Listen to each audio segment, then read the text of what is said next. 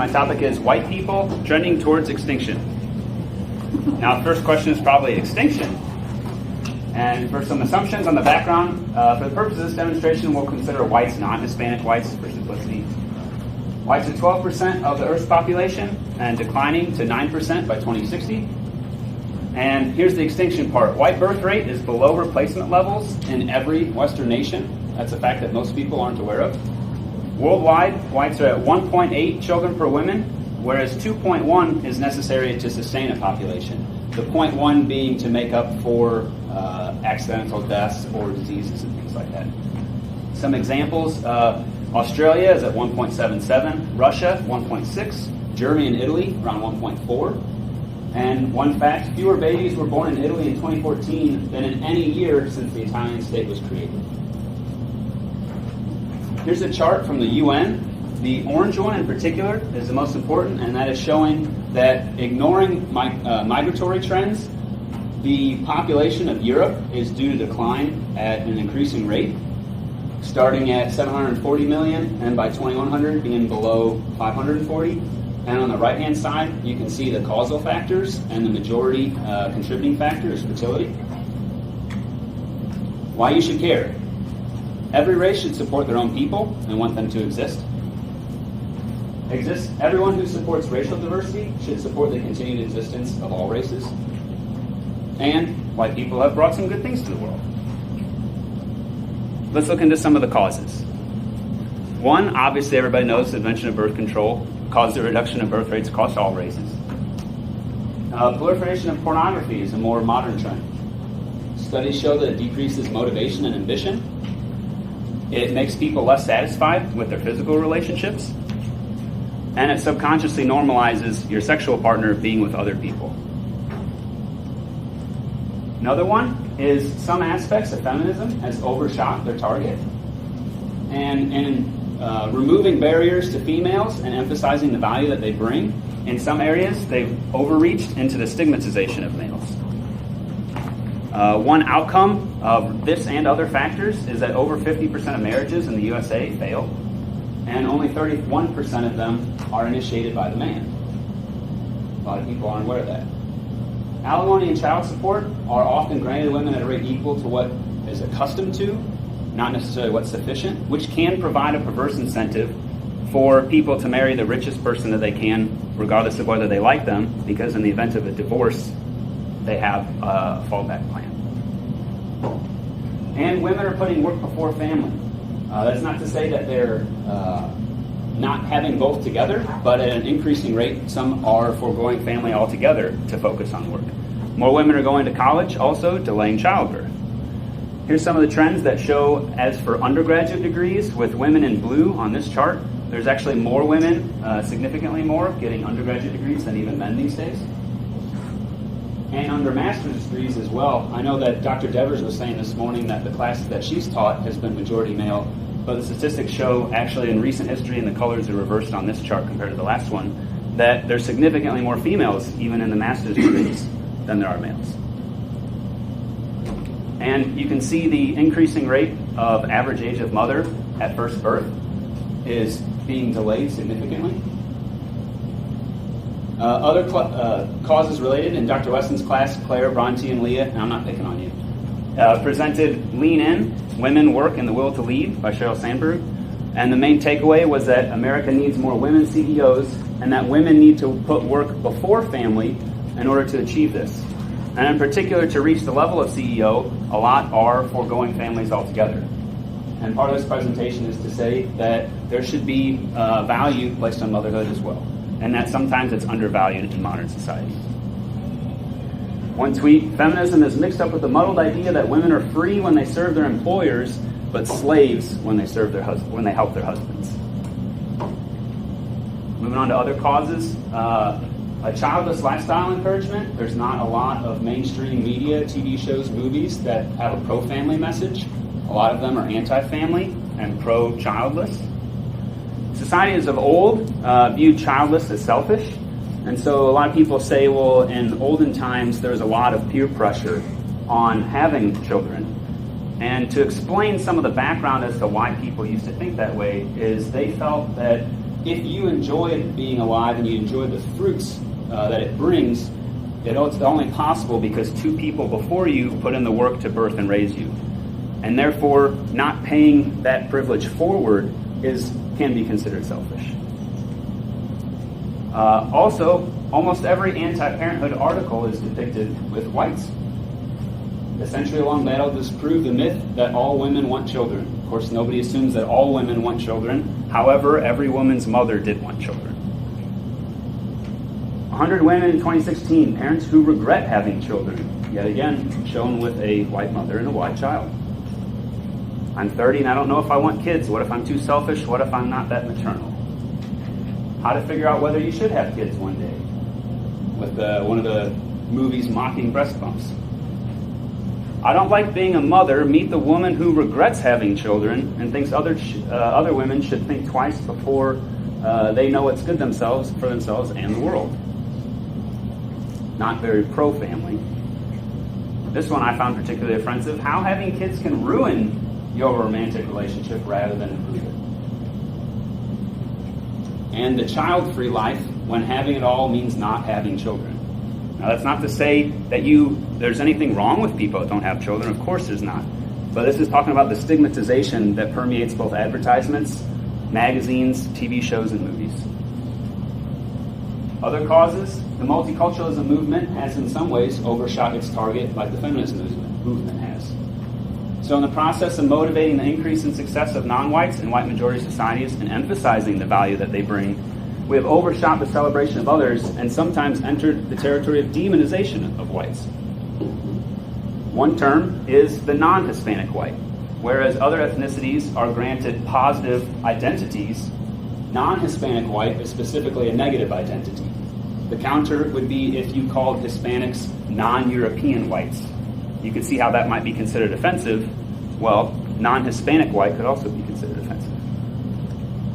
Yelling, "I hate white people," and punching one isn't a hate crime, Canadian judge rules. This one's in California. The font's a little small. Due to a white student percentage above 30%, Walter Reed Middle School faces layoffs and increased class sizes. Star Wars The Last Jedi, that came out this year, J.J. Abrams, the director, said, "We wrote those characters, but when we went to cast it, one of the things I had felt, been into the Emmys a couple of times, you look around that room and you see the whitest fucking room in the history of time. It's just unbelievably white. And I just thought, we're casting this show and we have an opportunity to do anything we want. Why not cast the show with actors of color?" Now I wonder if you switch the races in here and you said the whitest effing room or a different race, would that be acceptable? Probably not. But when it's whites, that becomes acceptable. NBA gets an A for diversity. Study shows 77% of the NBA players are black, 18% are white. That's considered an A for diversity. It makes you wonder if the definition itself has been mutilated, to instead be an inclusion of all, to be a suppression of some. In the Django Unchained movie with Jamie Foxx, he is quoted saying, "I kill all the white people in the movie. How great is that?" I think if you replace that with any other race, a lot of people would be extremely offended. And yet, when it's whites, that seems to be more tolerated. At Drexel University in Pennsylvania, which has a student body of over 26,000, so this is not a small university, one of the professors wrote this past Christmas, "All I want for Christmas is white genocide." And a lot of people were confused by that and retweeted him and said, "What do you mean, white genocide? Is this guy serious?" He followed up and said, to clarify, when the whites were massacred during the Haitian Revolution, that was a good thing indeed. Now, a lot of people had some problems with that and contacted the school administration, but they claimed that he did nothing wrong. He served no punishment. I think that you can see why a lot of people might find that offensive. One more cause, pathological altruism. It's the idea that whites evolved in Northern European climate, as everybody knows, that's why we have light skin. Surviving winter required high levels of attention and care towards children and neighbors, which developed a sense of altruism. But sometimes it's taken too far and can become self-harmful. In modern multicultural societies with unresolved grievances over slavery and colonialism, some whites want so much to be altruistic they begin to hate themselves for the history and become depressed. Antidepressant use rises 400% in modern years, white women being at the top of the list.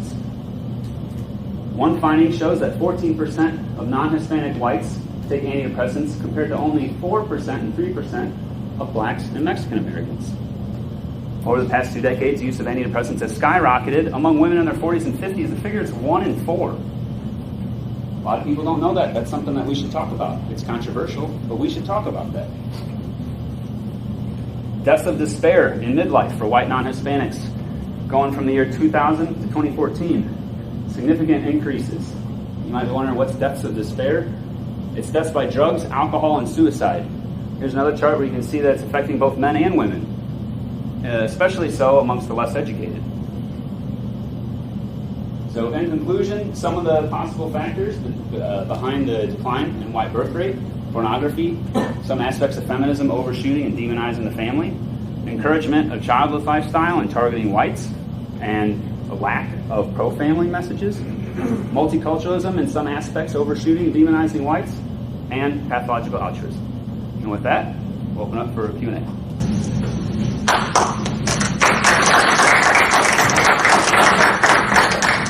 How do you propose to solve this? Or So- what's your... Sure. I get that question a lot. What's the solution? Because people want to latch onto the solution and then debate that rather than admitting there's a problem. I think the first thing that we need to do is just to admit that there's a problem. And so that's all I wanted to do today. I'm not here to discuss solutions. I just want to discuss problems because a lot of people say that this shouldn't even be talked about. Jonas. Do you think every woman should have a kid? I think it's fine if people don't want to have children. But I think that if a lot of the messages in the mainstream media are specifically anti-family, and there's a lack of pro-family messages, I think that's a problem that we should discuss. And clearly, it's impacting white people. Yeah. I was wondering, is this happening across other races as well? So, like, are we seeing a decline in just all black, races? And Sure. So, if that's the case, do you think a lot of these causes can be, the reason for those declines as well too? Yeah. So some of these factors are definitely having negative effects on other races as well. Most of the rest of them are all above replacement, so it's less of a concern, I would say, than what I'm focusing on. And that's also, from my perspective, I care about my people, and there's nothing wrong with that. But it's definitely affecting elsewhere as well. So yeah. I was wondering about the shift that you didn't talk about. If you thought the shift of economics, having children on a farm or having a child gave you an accretive benefit to the family as far as them making money, to the shift of kids costing $500,000 or more, you think that it's having a large impact on childbirth as well? Yeah, that could definitely have an impact as well, sure. Yeah. Do you think it's only white people or it's across all different races, because we see a lot more interracial marriages now? That brown people marry white people, or Oh, yeah. So do you think that's one of the reasons, or? Well, like I was saying with Nick, some of these factors are having effects on all different kinds of people. One of the reasons I wanted to focus on whites was specifically because the birth rate has dropped below replacement. So I think the estimates show that in 300 years there would be a complete extinction. So I think that it's something that we should talk about. Then is it only white people, or it's about working people? Because you mentioned that people who focus or put career over their personal life. Yeah. And that tends to happen across every race now. So I'd have to spend some more time digging to learn the data. I know at least like the suicide deaths were a lot higher amongst the less educated, but there's also a higher birth rate amongst the less educated. So I don't know the Yeah, Jonas.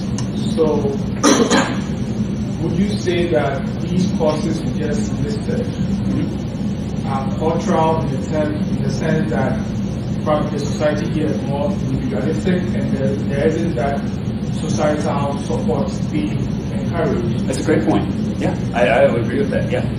There's definitely different cultures amongst the different countries, and I think that is a possible factor. So with this, what's your thought on interbreeding between races? Nothing wrong with it. I'm not here to discuss that. I was just pointing out the white birth rates. So, yeah. When you tied the depression, pill usage to the birth rate. Is there any other research you have that actually makes a direct tie to sort of depression and then you know, could be made a direct tie, but I don't see any other information that ties it to information. Yeah, so for the time that I had to prepare this, I don't have more, but you know, we could definitely discuss in the future. Yeah, Nick. I guess for me, I can kind of see where you're coming from, where you have concerns. But I mean, it's a question about you worry that there will be, you know, some culture that will be gone 100 years from now. I guess what is your major concern with all of this? Like, you know what I'm trying to ask? Well, I mean, it's, you know, when anything is going extinct, it's something that we deserve to be talked about, right? So, yeah, it's a culture that we shouldn't lose. It's a people that we shouldn't lose. Yeah. So this might be controversial, but would you support one of the solutions that people should only marry? I don't want to talk women about in their own solutions houses? today. I have a hard enough time even getting people to agree that this is a problem. So that's what I want to focus on today. Maybe sometime in the future we can talk about solutions, but if we can't agree that there's a problem, there's no point in discussing solutions, right? So for example, if someone had cancer and you say, well, we need to keep our hair, but I didn't think they had cancer, that sounds kind of crazy, right? So, yeah. That 12% of the whole world population is white. Is that, do you have recent statistics? Like, has it been declining for a while? And is it Yeah, so that's amongst the most recent 10 years.